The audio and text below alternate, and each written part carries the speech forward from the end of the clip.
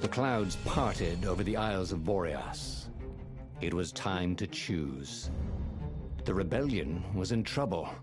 Ravens were scouting for the secret rebel base. They needed a game-changer. Pieces of the Skyripper had surfaced. Or so a scholar in the mountains had told him. Surely the weapon that banished the lost gods could defeat the Emperor. Also, a temple had risen out of empty desert. The Emperor had brought the Skyripper pieces up out of ancient burial by his obscene rituals. Could this be where the Iblis Stone was hidden? Someone better get it before he does, thought Reynardo. And also, his old friend Lupino needed rescuing. Of course, Reynardo had a pretty strong suspicion that Lupino had betrayed the rebellion. But could Reynardo really leave an old friend to the Ravens?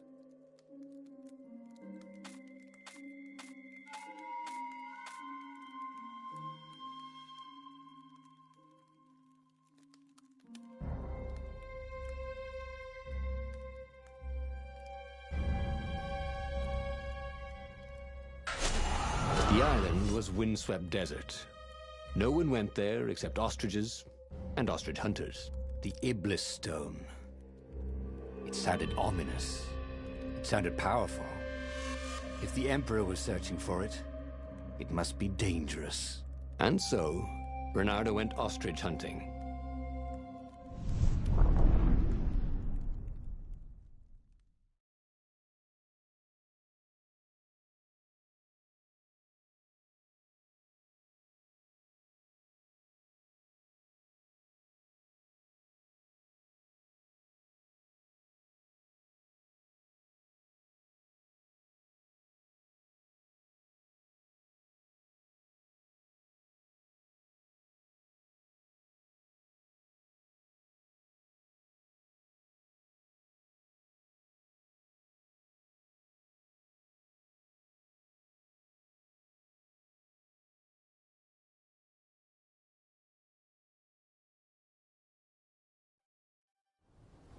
Every child could sing verses about the Skyripper, but ancient codices held hints of other things. A stone that ate souls, a ruby that drank blood, a jewel only a righteous man could give away. Were all these things the Iblis Stone? Long hidden in a buried temple? Another ancient item that was only resurfacing now? Drawn up from the deeps by the Emperor's horrific rituals?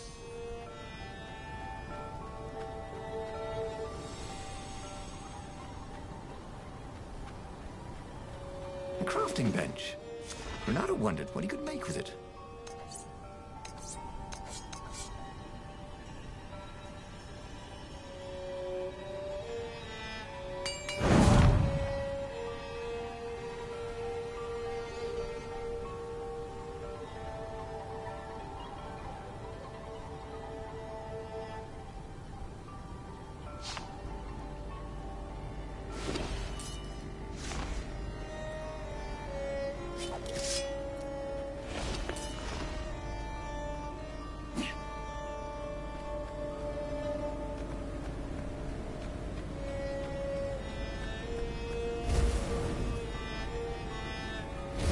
The air here tasted bitter.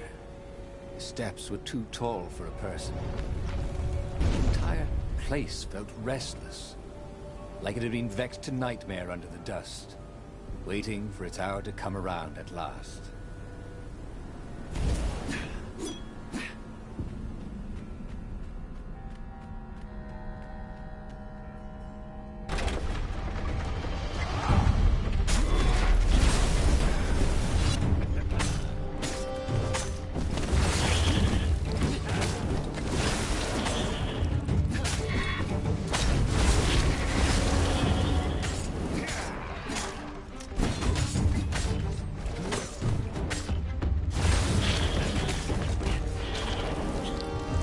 Good to practice your moves, thought Reynardo. Keeps you limber. The Ravens were already here, cawing in frustration. They were still searching for a way in. Good. Then he hadn't come too late.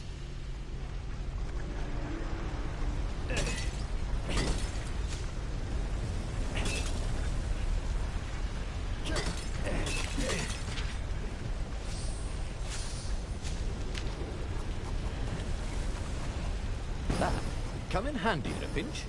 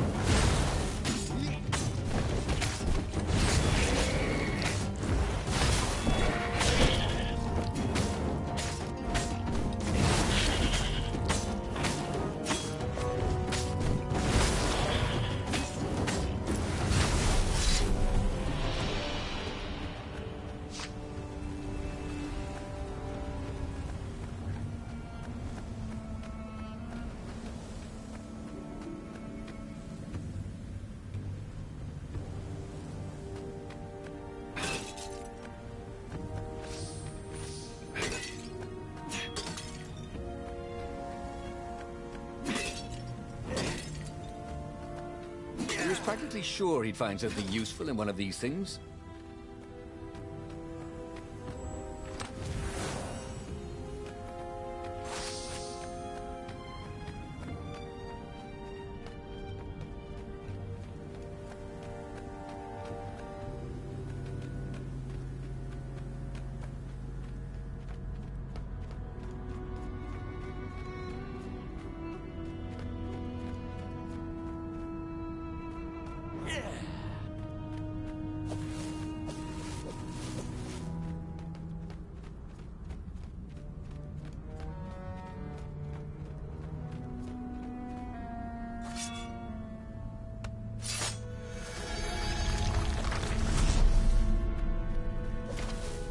What were these poles, exactly? Parking meters from the time of the lost gods?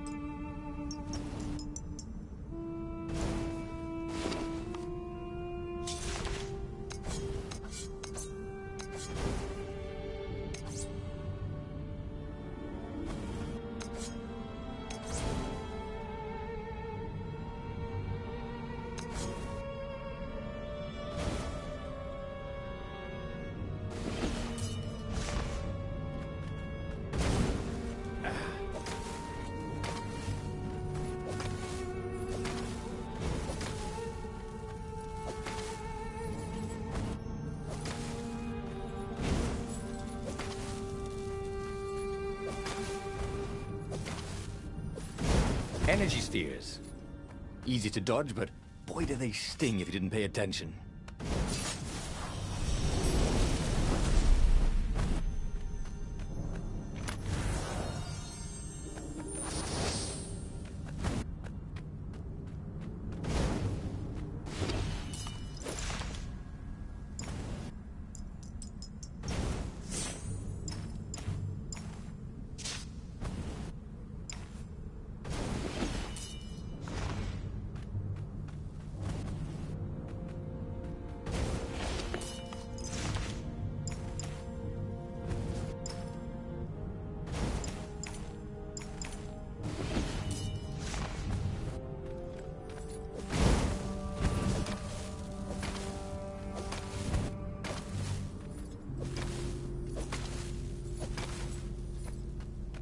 Huh? A lever? That was new. Most people still use doorknobs.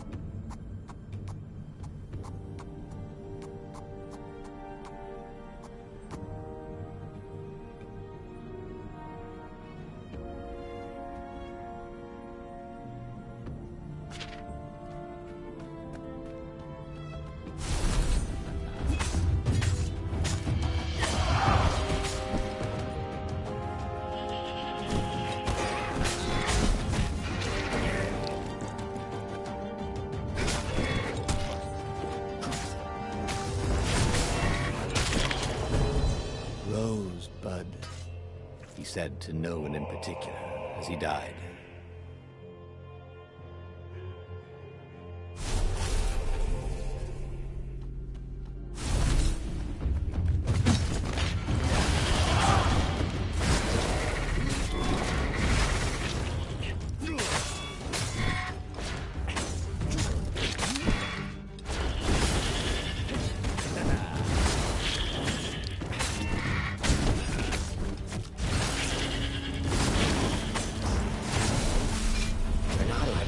So much.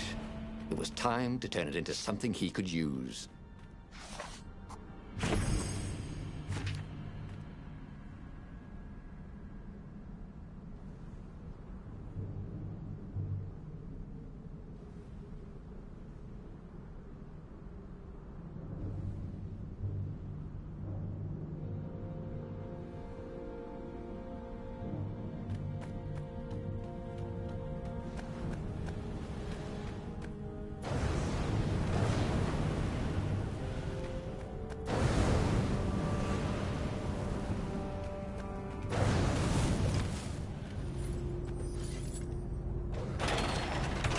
The Ravens at least could not get past this point. Obviously, the temple builders knew how to deal with tomb raiders.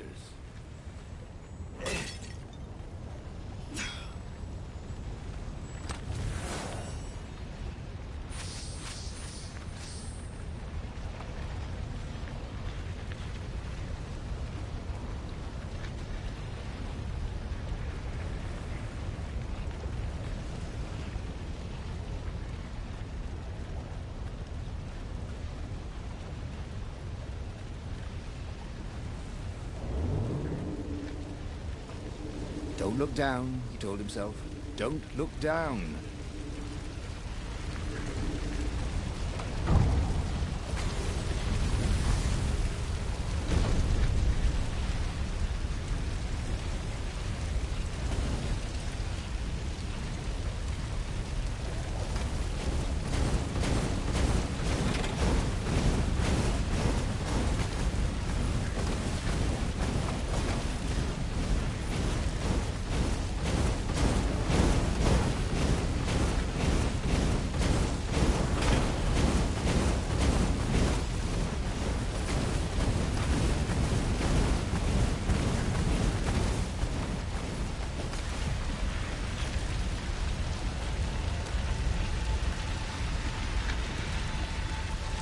It was a stone of the purest blackness. It reflected no light, like a void made solid. Nervous, he picked it up. I can make you mighty. Who said that? Give me blood. It was the stone, eager, thirsty.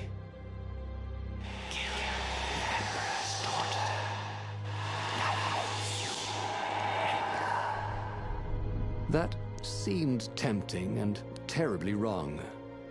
Zenobia was the Emperor's greatest general and a potent witch. But they had been close once, and Reynardo wasn't sure he really wanted to be Emperor. Why not capture the core of Skyripper instead? It was the eye of a lost god torn out by the Transcendent Emperor to power his greatest weapon. Not the core, said the stone anxiously.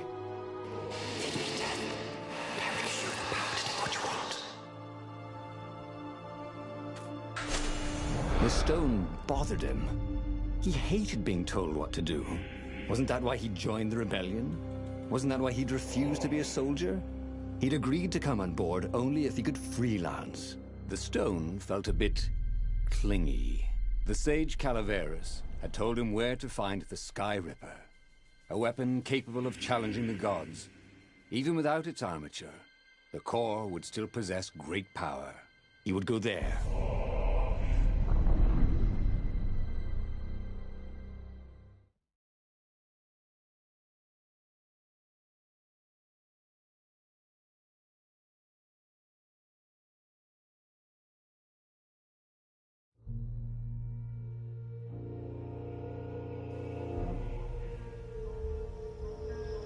The moment he landed the Farfarer, Reynardo had a rare feeling of regret. It's not too late, he thought. He could turn around and sail for Zenobia's island. He frowned. Wait a minute. He didn't want to kill Zenobia, did he? Sure, technically she was the enemy, but they'd been at Swordfu school together. They'd never been lovers, but somehow they'd been closer. She'd told him every secret about herself. Except the biggest one. That she was the Emperor's daughter. No. Kill Zenobia, whispered the stone. Before it's too late. He felt like Tarzan.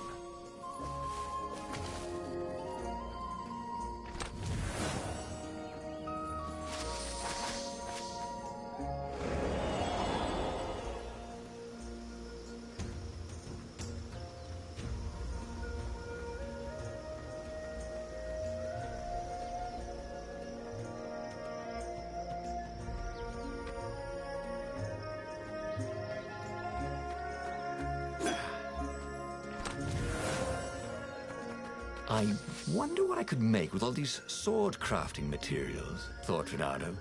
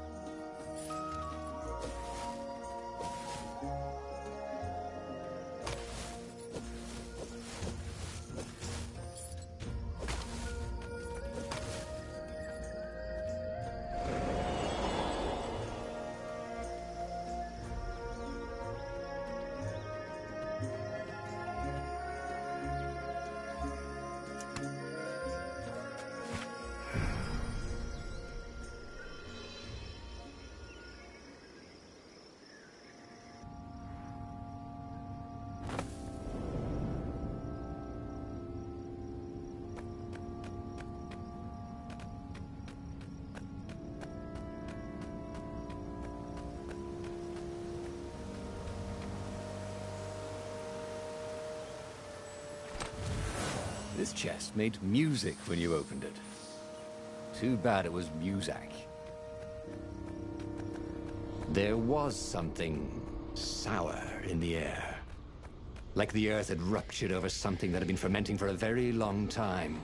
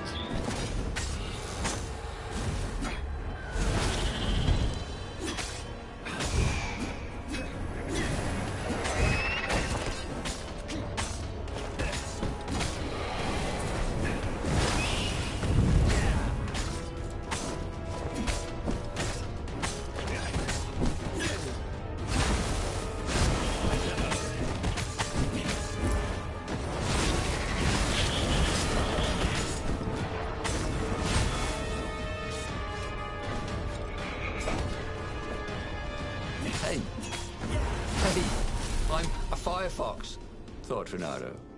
The stone hadn't lied about what it could do for him. With each raven he cut down, he felt a jolt of power flowing into his arm. "You're weak," whispered the stone. "The call will kill you." "Are you afraid of it?" "No, don't be ridiculous," it chuckled. But it's unstable. It'll poison you so much as to carry it, and if you try to use it, it will explode catastrophically. Reynardo did not trust rocks that talked in his head. He went onwards.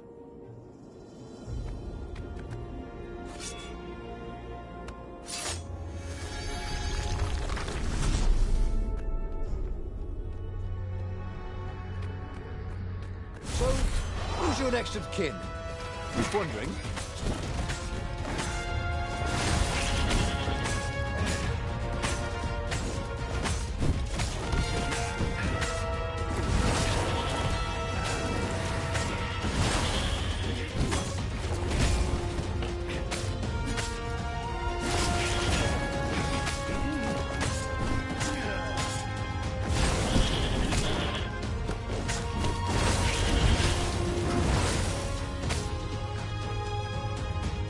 Can I borrow that?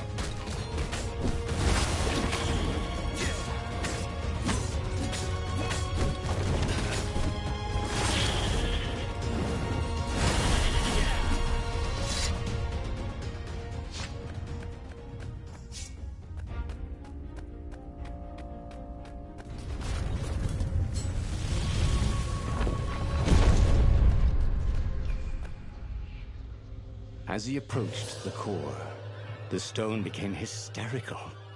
No! It's too much power. We will rip a hole in space and time. He had a sudden vision of plunging his gauntlet into the core and dying in anguish. That wasn't his vision, was it? The stone had sent him its darkest fears, hadn't it? He had a sudden impulse to do exactly that. He raised his right fist and plunged it into the core. There was a rush of light. He thought he could hear the stone screaming. And then he passed out. When Reynardo came to, the core was gone. But the Iblis stone was no longer black, but glowing with a blue light. And it was silent. "I can't hear you," he sang out, and "You?" It didn't answer. "Ha!" he said. He had defeated the demonic gem with the power of his mind. He felt invincible. It was time to attack the Imperial outpost on the Nexus. Take the battle to the enemy. But among the huge crystals, there was also an observatory. A wise man would... How wise was he?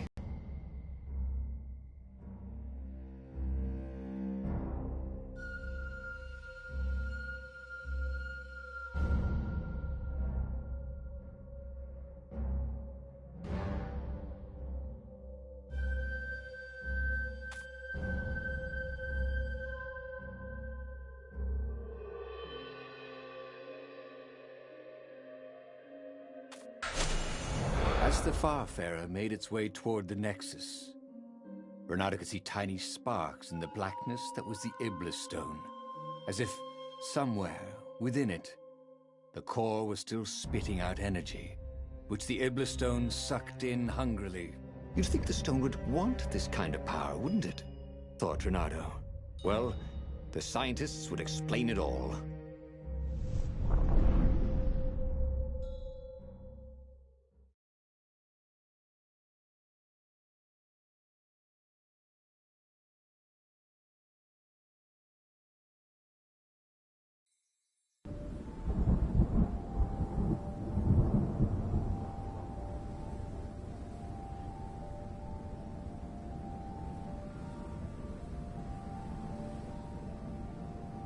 See? He'd trusted his gut, and it had worked out. That's what it meant to be a hero. To ignore the naysayers and the odd-makers, and do what you knew was right, and have it turn out to be the right thing. Well, he wasn't worried. Once he got to the observatory, the scientist toads could explain it. Then he could carry the war into the enemy's camp and destroy them all. Oh dear, he was getting a little bloodthirsty, wasn't he?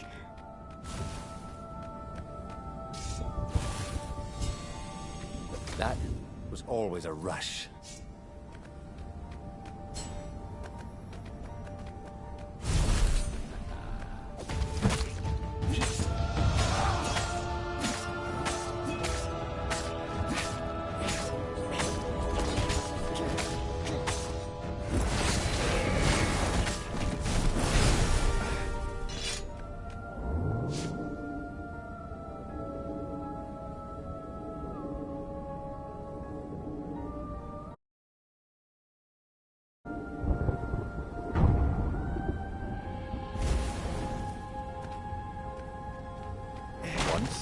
He found a Superman issue #1 in mint condition in a jar he'd broken. He planned to keep breaking things until he had the whole series.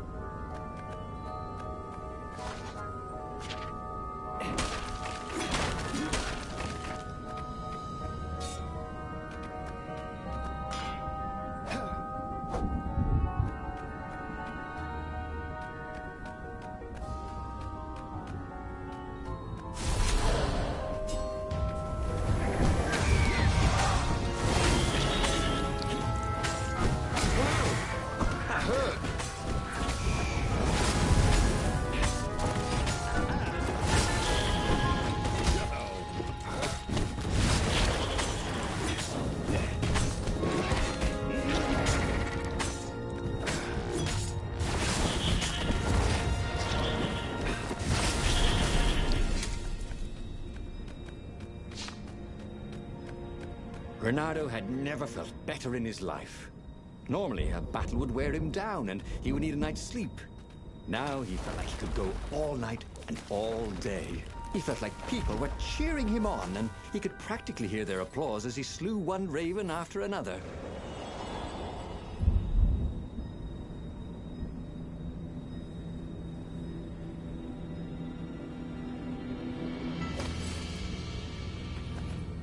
Ought to put a railing on this thing, he thought.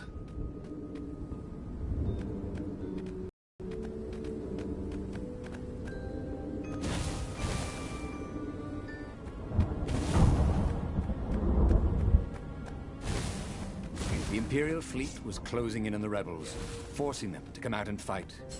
Bernardo was itching to bring the fight to the enemy. He had to remind himself not to be too reckless.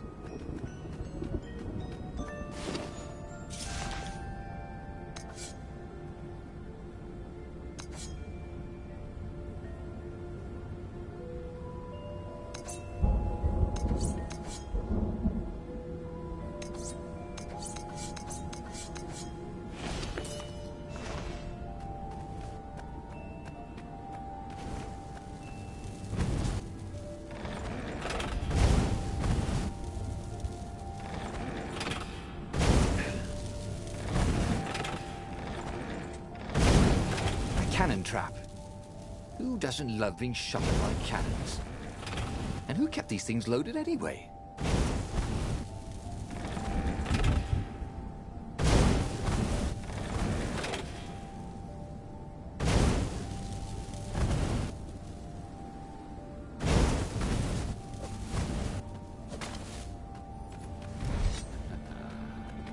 Boy, some people are just liable to explode if you upset them.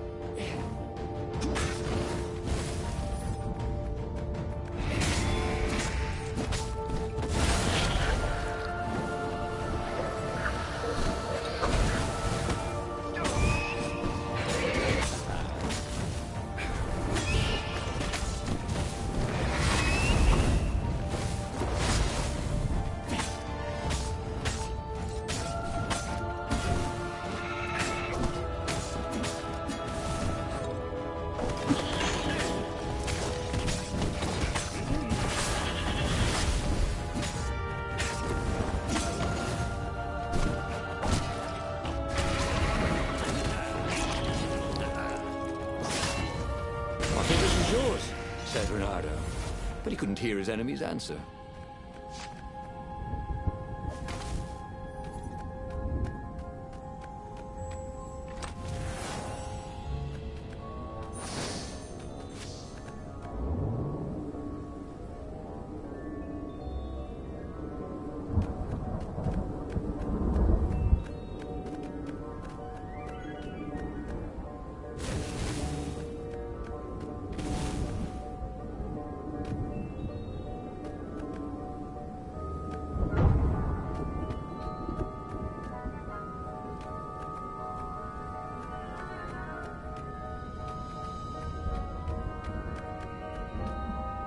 The toads at the observatory measured the stone with their occult devices.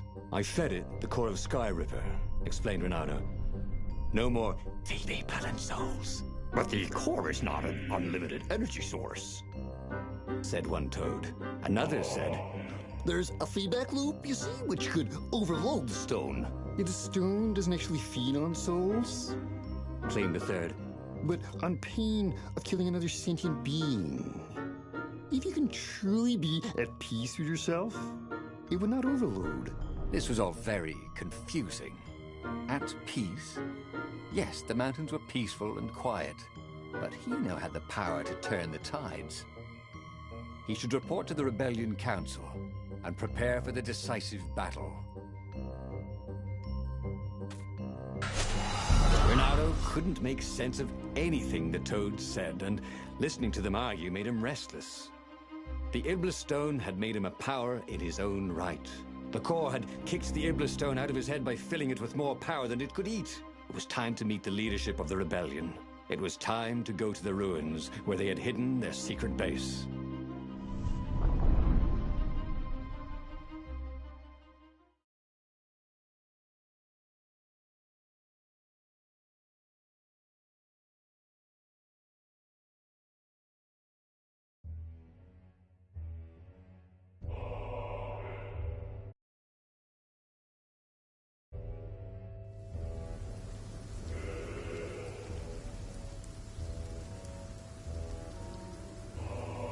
He was ready for anything the Ravens could throw at him. His sword felt ready too. It seemed to know what he wanted most. It wasn't his fault. They looked so breakable.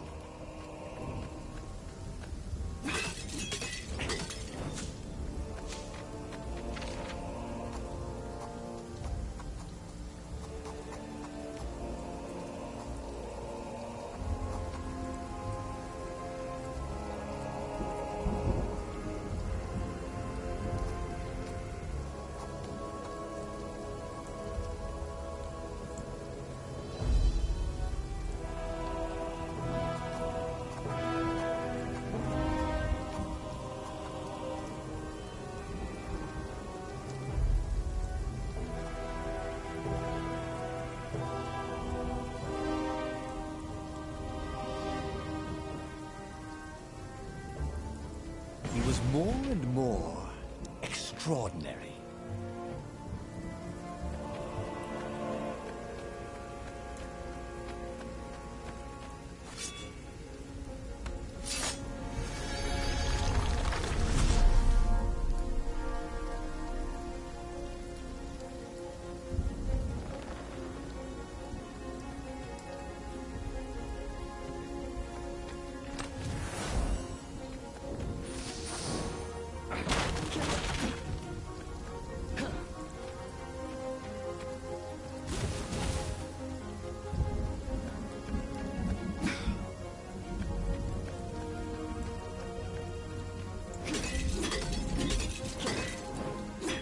Renato checked to make sure his sword was still working.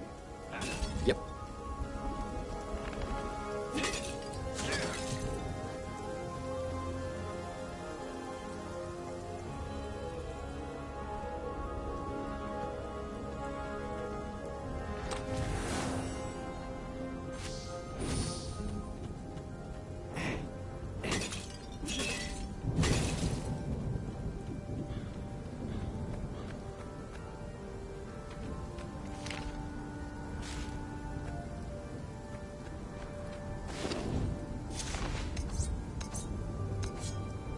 This sword from the frigid north was really useful for making popsicles and birdsicles.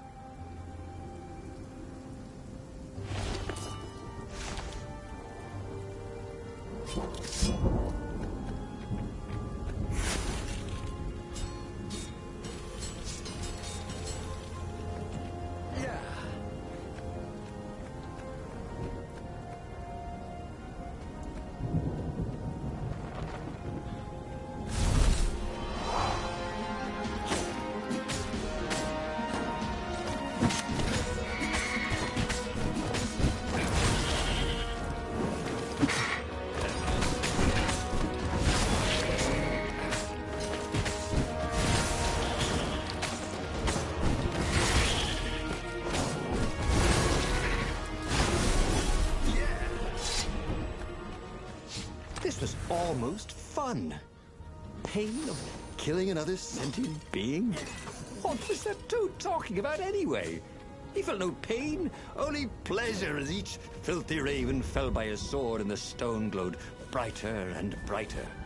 And all the while, those voices were cheering him on, like he was in the arena, winning bout after bout.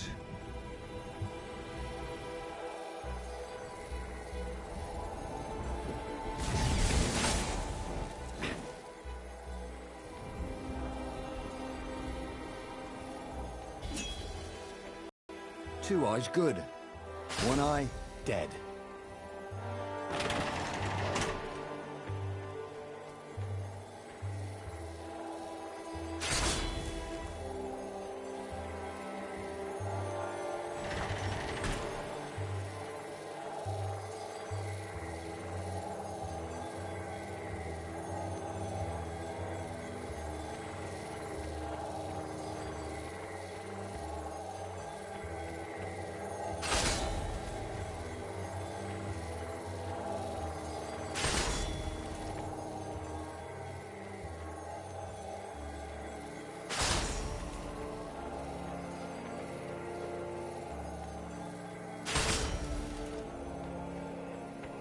See?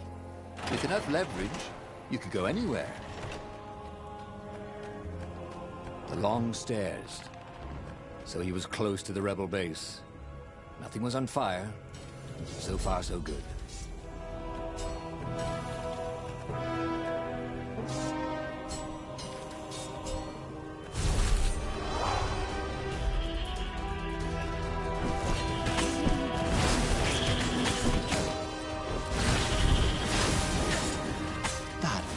Very cool sword, thought Renato.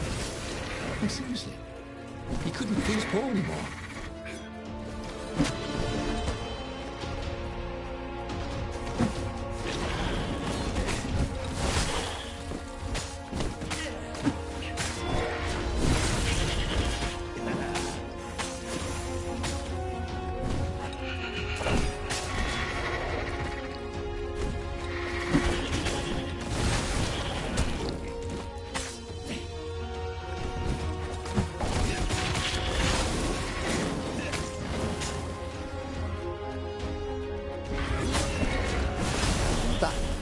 How we do it, said Renato to himself.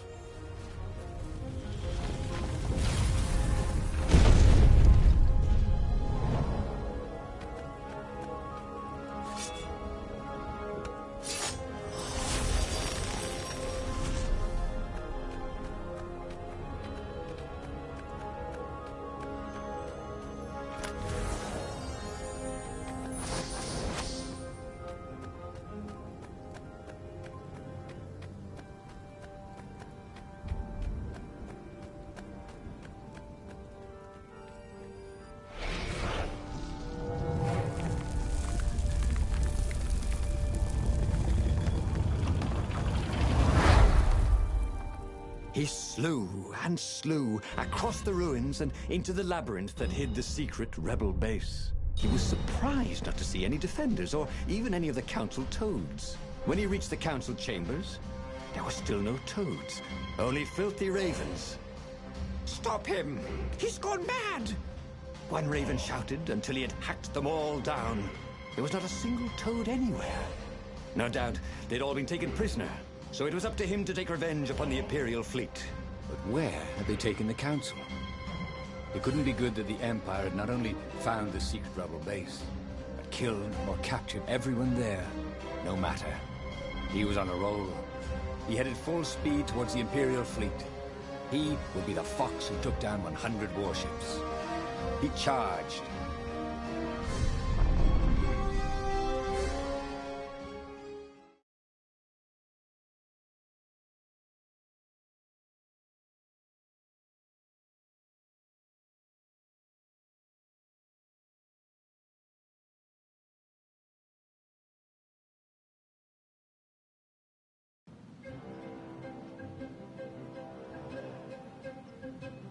The Imperial fleet was huge and deadly, but he was deadlier. The crowd was cheering him on. He could practically hear it. Reynardo, the hero of the rebellion.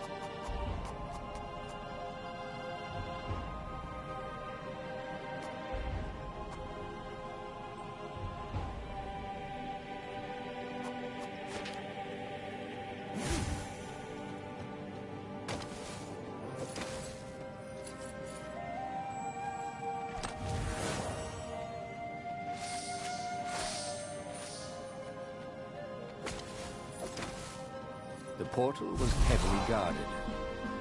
It must go someplace they really didn't want it to go.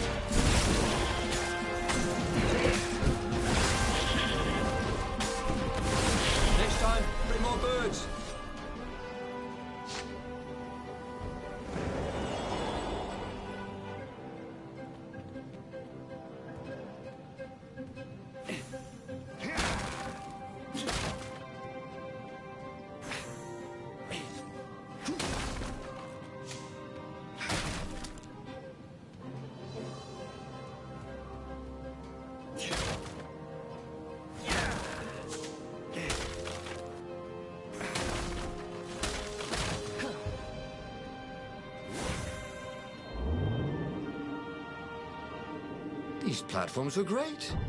Reynardo wanted one for his house.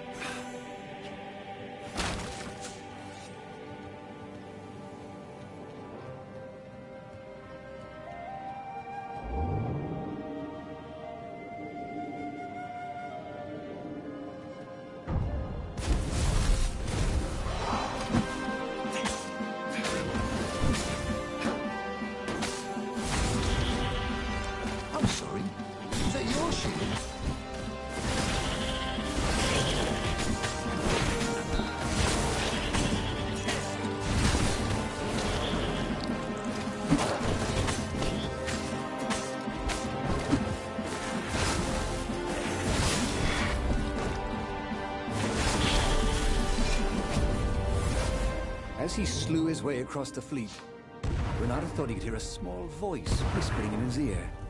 Look at your gauntlet, you idiot. Oh, for heaven's sake, he thought. Can't I be alone in my own head? Look at the stone. I'm busy, he told the voice. Talk later. Then it will be too late, cried the voice. Don't be so bloody thick. Piss off, he told the voice and kept up his slaying.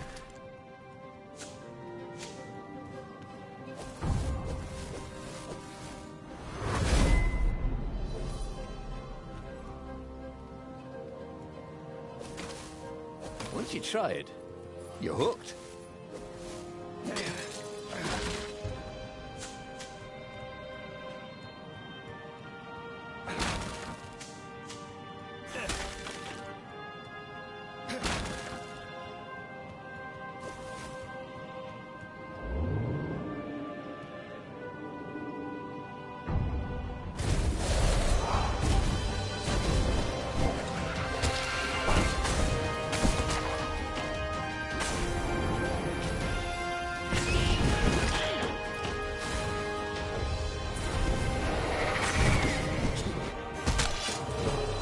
But there were still so many games to play, Renato thought as he died.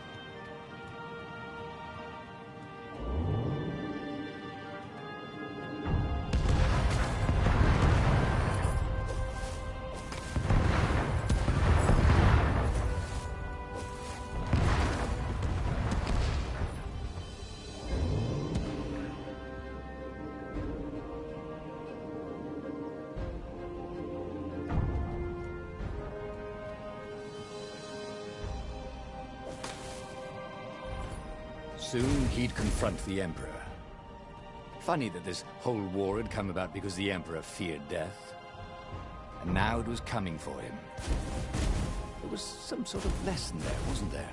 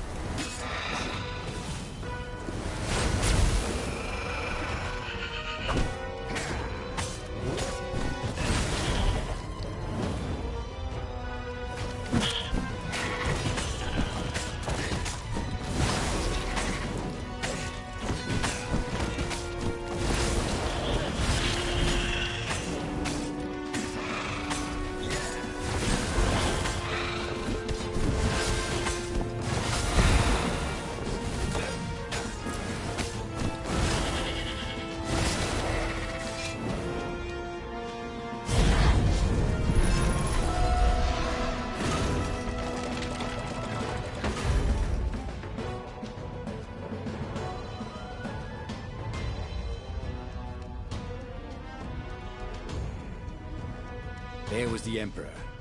Renato cut down his elite guard. The exalted Toad cowered fearfully. He had sought to evade death and only made death come to him faster. Renato savored the moment. And then, too quick, it was over. He stood over the dead Emperor. Death to tyranny! He shouted. Go, House, go! Zenobia stepped out of the shadows. You have to stop, she said. You've killed everyone. Our ravens, your rebels. You murdered the whole rebel council. What? Oh, the ravens killed the council. You big idiot. They don't even know what the secret base is. Shouted Lapino, who was with her for some reason. Look at the stone, said Zenobia. It was black as night. Blacker. But I fed it the core, said Renato. It was glowing. Well, who needs a core? He said, and he attacked. Zenobia conjured her best, and Lapino hopped around like a mad rabbit, but he killed them both easily. I am unstoppable, he orated at the blood-soaked walls. I alone shall be emperor. The tiny voice inside him screamed, that doesn't even sound like you big fanny. The stone has stolen your mind. But he ignored it. Who listens to voices in their heads anyway? Madmen, that's who. Renato stared at the book. He was still alive. Again. And still only flying away from burning Ubar. Had he lived that adventure? Or only dreamt it? Had he really died? It felt so real, not like a dream at all. And he'd lost again. Oh, he hated that. But he had made different choices. And he'd lost in a different way. It was the book, wasn't it? Oracles showed you your destiny. But this was showing him different ways he could die miserably. Thanks a bunch, book, he thought. But these were destinies that he did not have to fulfill. But he'd learned another true thing. The Iblis Stone was evil. It would try to corrupt anyone who used it. But that meant there must be a destiny where he survived and won, right? Otherwise, what was the point? And with that, the book's pages fluttered back once more to the beginning, and the clouds parted over the Isles of Boreas. It was time to choose. The rebellion was in trouble. Ravens were scouting for the secret rebel base. They needed a game-changer. Pieces of the Sky Ripper had surfaced. Or so a scholar in the mountains had told him. Surely the weapon that banished the lost gods could defeat the Emperor. Also, a temple had risen out of empty desert. The Iblis Stone was hidden there. It was a dangerous artifact. It could corrupt its user into a bloodthirsty monster. Maybe he could find a way to use it, to take its power without surrendering to its wickedness. And also, his old friend Lapino needed rescuing. Of course, Renato had a pretty strong suspicion that Lapino had betrayed the rebellion. But could Renato really leave an old friend to the Ravens?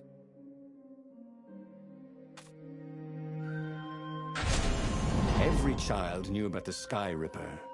The Transcendent Emperor had buried its pieces. What could have brought them to light? This Emperor, Isengrim III, had once been kind, but he'd gone mad. And now he was conducting secret, obscene rituals to bring back the lost gods. Had he